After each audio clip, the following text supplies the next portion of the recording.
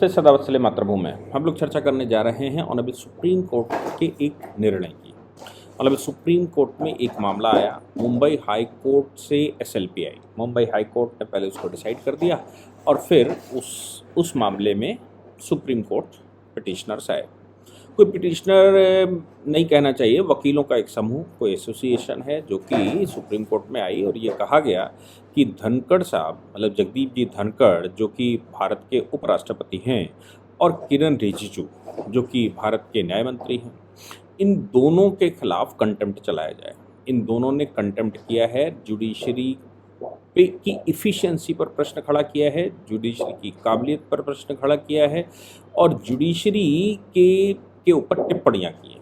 इनका कहना है कि जुडिशरी के ऊपर जो टिप्पणियाँ की गई हैं वो टिप्पणियाँ ठीक नहीं हैं और वो कोर्ट की मर्यादा को डाउन करती हैं, कोर्ट की मानहानि करती हैं। इसलिए इन दोनों के खिलाफ मुकदमा चलाया जाए। मुंबई हाई कोर्ट में पहले मामला गया था, खूब सारा आर्गूमेंट हुआ और उस आर्गूमेंट के बाद मुंबई हाई कोर्ट ने डिसमिस कर दिया और ये कहते हुए डिसमिस किया था कि नहीं साहब, ये पॉसिबल नहीं है और ये किसी की 2-4 टिप्पणियों की वजह से सुप्रीम कोर्ट्स की डिग्निटी डाउन नहीं होती, उसकी मानहानि ऐसे नहीं हो जाती कि कोई भी उठेगा और खड़ा होकर बात कर देगा। ये बात कही गई। मामला आखिर किरण रिजिजू साहब और सुप्रीम कोर्ट के खिलाफ और धनखड़ साहब के खिलाफ है क्या? कहा तो कुछ और गया, लेकिन हकीकत दूसरी है। हमारे यहाँ वकीलों की भी एक बड़ी टोली रहती है जो कोर्ट को खुश करने के लिए कुछ न कुछ इस तरह का करती है ताकि वो अपने क्लाइंट्स के लिए जजमेंट ले सकें, ऑर्डर ले सकें। ये आप न्यायालय में खड़े होंगे तो न्यायालय में भी ऐसे रहता है। मैं जब बहुत नीचे लोअर कोर्ट में प्रैक्टिस करता था, मतलब डिस्ट्रिक्ट कोर्ट में प्रैक्टिस करता था, तब ये बातें बहुत ज़्यादा कॉमन होती थी।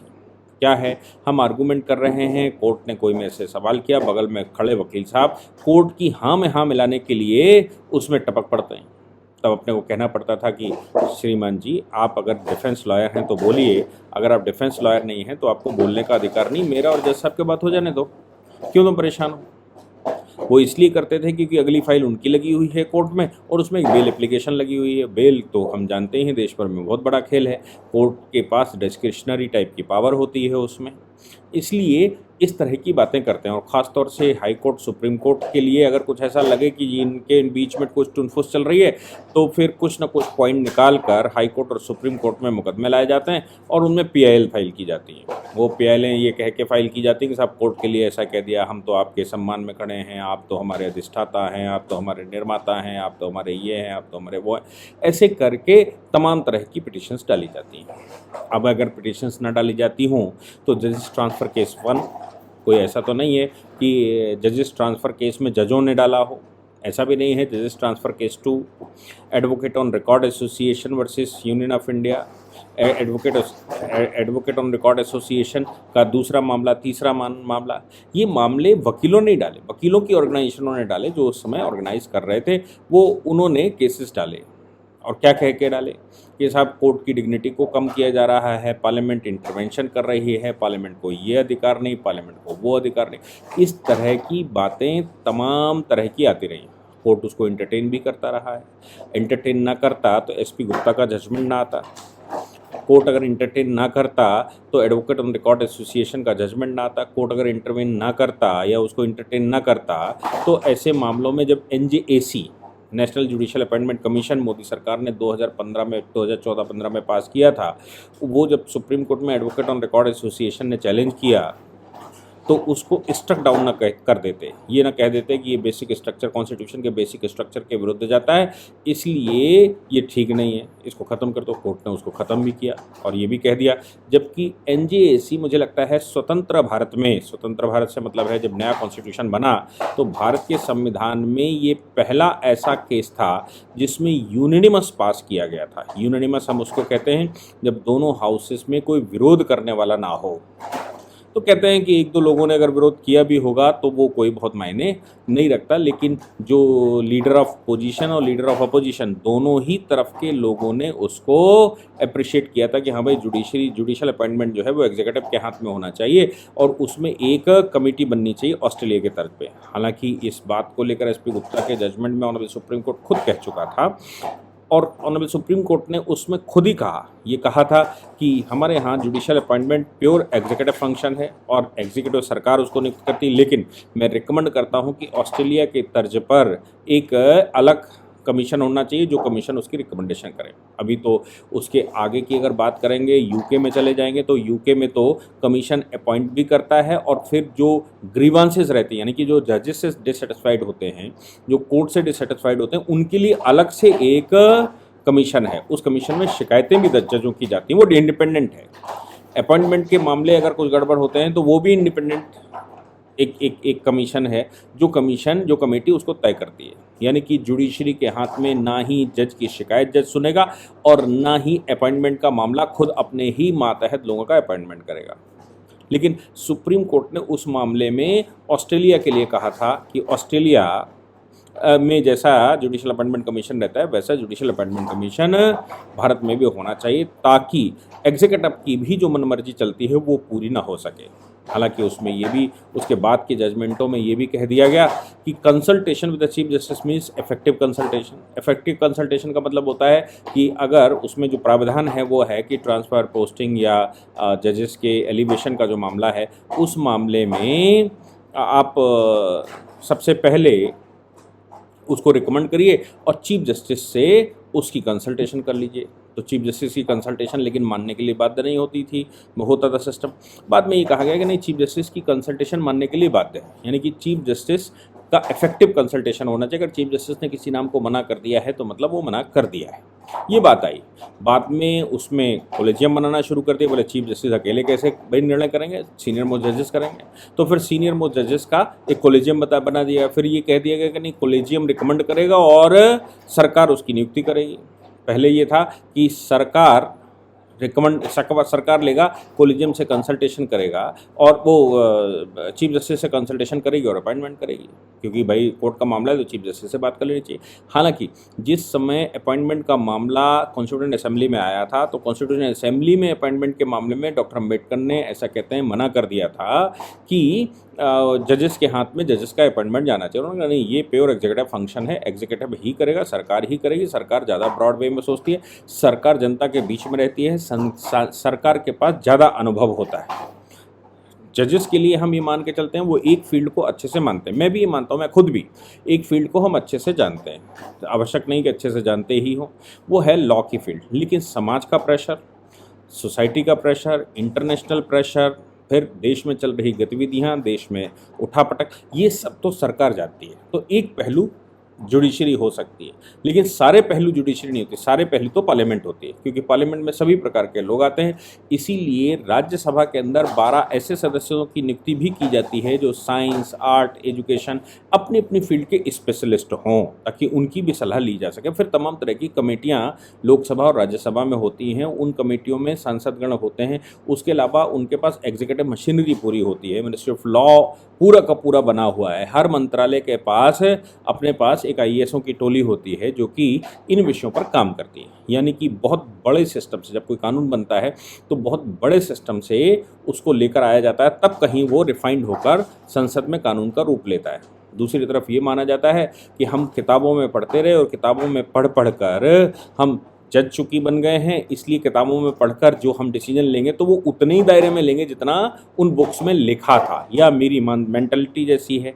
तो ये इसमें बायस होना स्वाभाविक है, इसमें बायस हो सकता है जो जो जो विचार कर रहा होगा। इसलिए व्यवस्था ये की गई थी हमेशा से कि सुप्रीम कोर्ट या कोर्ट उसको डिसाइड करेंगे, डिसाइड करने के बाद उस पर स्ट्रिक्चर पास करेंगे, स्ट्रिक्चर सरकार को दे देंगे, सरकार उस विषय को अपने हिसाब से पूरा रिसर्च करने के बाद पार्लियामेंट में रख देगी, और पार्लियामेंट अगर उस संशोधन को स्वीकार कर लेता है तो संशोधन मान लिया जाएगा, पार्लियामेंट संशोधन को स्वीकार नहीं करता तो नहीं मान लिया जाएगा, भले ही सुप्रीम कोर्ट ने कोई भी डिसीजन दे दिया हो। यानी कि सुप्रीम कोर्ट एक रिसर्च वर्क करेगा और उस रिसर्च वर्क के आधार पर वो जो उसने डॉक्यूमेंट तैयार किया है, अपनी जो उसने स्पेशलाइजेशन बताई है, वो स्पेशलाइजेशन पर स्ट्रक्चर पास करेगा, यानी कि उसका एक ढांचा बना देगा और उस ढांचे को, उस स्ट्रक्चर को, उस अपनी ओपिनियन को सरकार को दे देगा।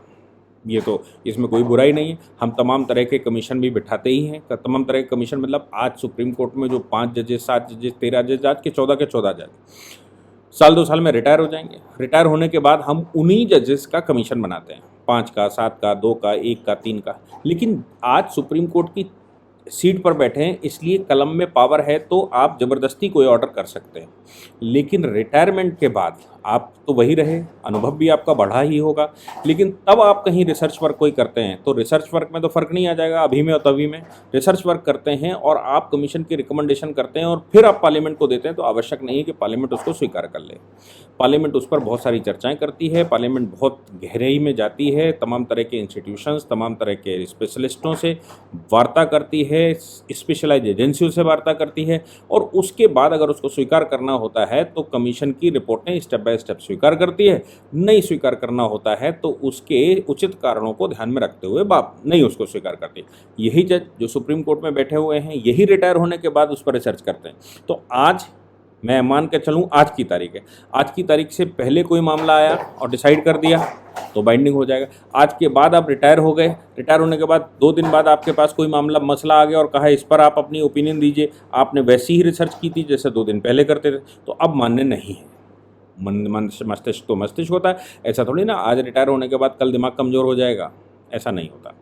इसलिए व्यवस्था तो यही है कि आप स्पेशलिस्ट हैं, स्पेशलिस्ट आप अपनी स्पेशलाइज्ड आँखों के थ्रू, स्पेशलाइज्ड राइटिंग से, स्पेशलाइज्ड मस्तिष्क से स्पेशलाइज्ड रिसर्च करिए और सरकार को दे दीजिए।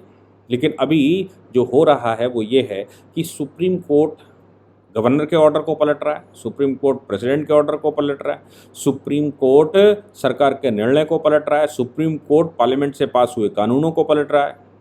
और अगर कोई बात होती है तो इधर से टिप्पणियां करना शुरू कर देते हैं। जैसे वो कॉन्स्टिट्यूट जो बेंच बैठी हुई थी जिसमें collegium contempt of collegium recommendations का मामला आया था, उस बेंच के जज साहब ने तो खूब सारी बातें कर दी और कह दिया कि सरकार को चुप रहना चाहिए, प्रेसिडेंट माननीयों को बात नहीं करनी चाहिए, ये नहीं करना चाहिए, वो नहीं करना चाहिए। तब धनखड़ साहब ने कहा था कि मैं किसी की बात से मानने के लिए बाध्य नहीं हूँ, चूँकि धनखड़ साहब सीनियर एडवोकेट थे और धनखड़ साहब अगर चाहते तो बहुत पहले जज बन गए होते हैं। तो सीनियर एडवोकेट मतलब जज साहब से ज़्यादा होशियार होगा। तो सीनियर एडवोकेट थे, लंबे समय से सीनियर एडवोकेट थे, राजस्थान हाई कोर्ट में प्रैक्टिस की थी, सुप्रीम कोर्ट में प्रैक्टिस की थी, फिर वो मंत्री भी रहे थे बहुत कम उम्र में, तो फिर वो गवर्नर भी रहे। तो कानून की जो बारीकियां हैं, कानून की वो तीनों फील्ड से मतलब मैं बताता हूँ आपको, लेजिस्लेशन की फील्ड उसका भी उनको अनुभव था, जुडिशियल की फील्ड उसका भी उनको अनुभव था और एग्जीक्यूटिव सरकार का भी उनको अनुभव था। आप समझिए कि धनखड़ साहब इन तीनों ही विधाओं के माहिर, और उन्होंने कहा कि भाई ये शोभा नहीं देता, कोई भी बेंच हमको डिक्टेट नहीं कर सकती, कोई कोर्ट हमको डिक्टेट नहीं कर सकती कि मैं क्या कहूँ क्या ना कहूँ, मैं पार्लियामेंट अपनी कैसे चलाऊँ, मैं राज्यसभा अपनी कैसे चलाऊँ। ये इस तरह के स्टेटमेंट उन्होंने दिए थे। अब आप सोच लीजिए कि इन स्टेटमेंटों को आधार बनाकर या इस तरह के जो स्टेटमेंट उनके आए उसको आधार बनाकर कंटेम्प्ट ऑफ कोर्ट की पिटीशन कुछ ऐसे लोग जो जुडिशरी से नॉरिशमेंट ले रहे होंगे, वो देश के विषय में कम, सिस्टम डेमोक्रेसी के विषय में कम और निरंकुशता के विषय में ज़्यादा पैरोकारी कर रहे होंगे, ऐसे लोगों ने मुंबई हाई कोर्ट में पिटीशन डाली। फिर जब वहाँ खारिज हुई तो सुप्रीम कोर्ट चला आया। सुप्रीम कोर्ट ने फिर से उस एसएलपी को डिसमिस कर दिया और डिसमिस करते हुए कहा कि जो हाई कोर्ट का मामला था, जो नीचे मुंबई हाई कोर्ट ने डिसीजन दिया, वो डिसीजन परफेक्ट डिसीजन है। क्योंकि किसी के भी 2-4 स्टेटमेंट देने से या जो स्टेटमेंट आ रहे हैं उन स्टेटमेंटों से जुडिशरी के डिग्निटी पर कोई फ़र्क नहीं पड़ता। मैं तो पहले से कहता आया हूँ कि कोई भी डिसीजन है, जुडिशरी के फंक्शन है, उन फंक्शनों को भारत में हम लोग मानते हैं और उनको मानते हुए हम उस पर एनालिसिस भी करते हैं। एनालिसिस करना अपना काम है मतलब भारत के लोग अगर जुडिशल फील्ड के लोग, जो लॉ फील्ड के लोग उस पर एनालिसिस नहीं करेंगे तो कौन करेगा। मामला हमारा नहीं था, मामले में मैं वकील भी नहीं था, लेकिन पब्लिक के बीच में उसका इंटरप्रिटेशन करना, उसका एनालिसिस करना, ये हमारा अधिकार है। इसलिए लेकिन हाँ, ये याद रखना चाहिए कि कोर्ट की डिग्निटी मेंटेन रहे, ये भी याद रखना चाहिए कि कोर्ट का अस्तित्व मेंटेन रहे, ये भी याद रखना चाहिए कि कोर्ट की वैल्यू लोअर ना होने पाए। एनालिसिस करना हम सब का काम है। अब उस पर ऑनरेबल सुप्रीम कोर्ट ने डिसमिस करते हुए पिटिशनर्स को कहा कि नहीं भाई, ये तुम्हारे मन से नहीं चलेगा, ये उनकी डिग्निटी अपनी भी है और ऐसे कह देने से कोई कंटेम्प्ट नहीं हो जाता। जय हिंद, जय भारत, वंदे मातरम।